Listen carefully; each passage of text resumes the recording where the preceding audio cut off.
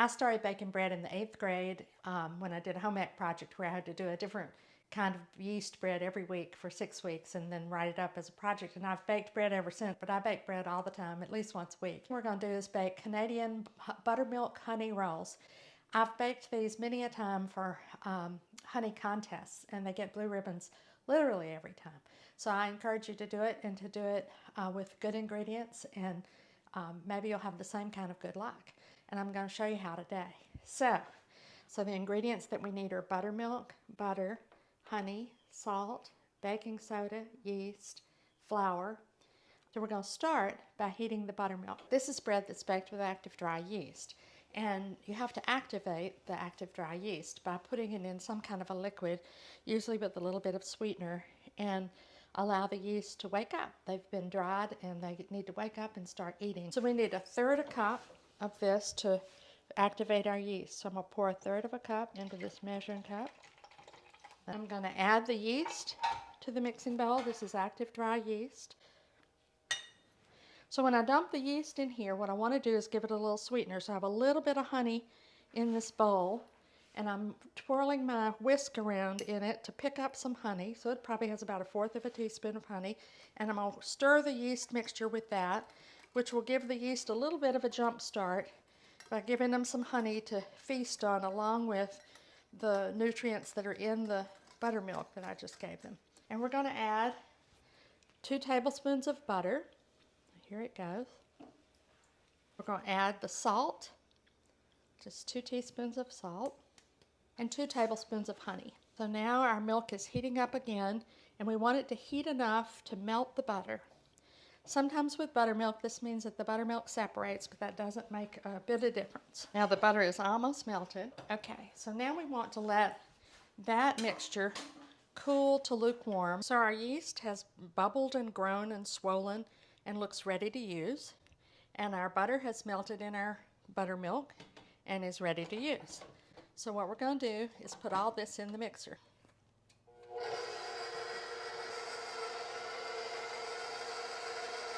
Now we're going to add 4 to 4.5 cups of flour. So that 1 cup has gone in, here goes 2. You usually add flour to a bread mix either 1 cup or 1/2 cup at a time. Now that we're getting further into the liquid and dry being put together, I'm going to add flour more at a 1/2 cup level.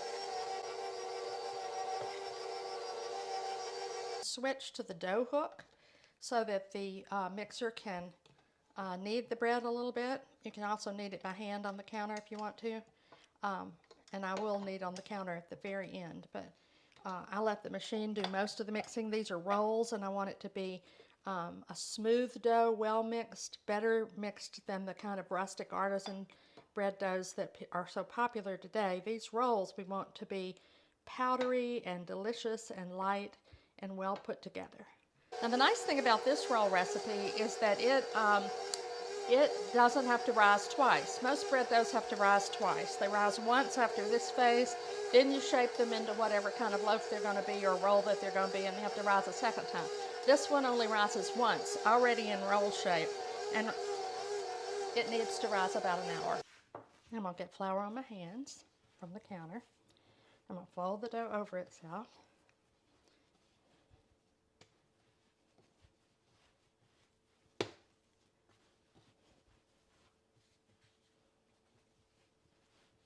This is a soft dough. Roll dough that's for this kind of roll should be a soft dough.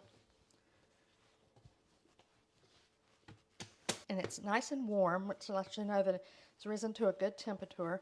And I'm going to knead it just a little bit to show you all how you knead. You knead by folding the dough over itself, and then you kind of spread out again and then fold it over itself again, and use the heels of your hands to push down into the dough. But you want your dough to look like a baby's bottom, which that does, and to feel right, which I don't know how to explain to you, but you can see it's not sticking to my hands very much. I'm getting my rolling pin, so that'll make it a little bit easier. Now what I did just then by picking it up is I'm making sure that it is not sticking to the counter. It may a little bit, but that'll be okay. Okay, So I've done two things to get ready for cutting these rolls. One thing is to melt some salted butter to help the rolls have an outside covering on them that'll taste delicious. So I'm going to put some flour on the edges of my cookie cutter. It's a 2-inch cookie cutter, but you can do whatever size works for you. So I cut out the roll, I pick it up, I'm going to drop it in this butter and coat it on all sides, and then put it in the pan to rise. And then I do the next one. So I cut it out. Sometimes I go around and cut them all out, or cut several out.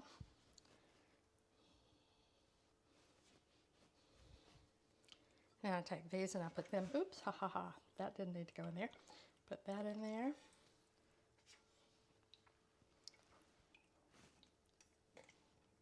So I'm just dipping them in butter.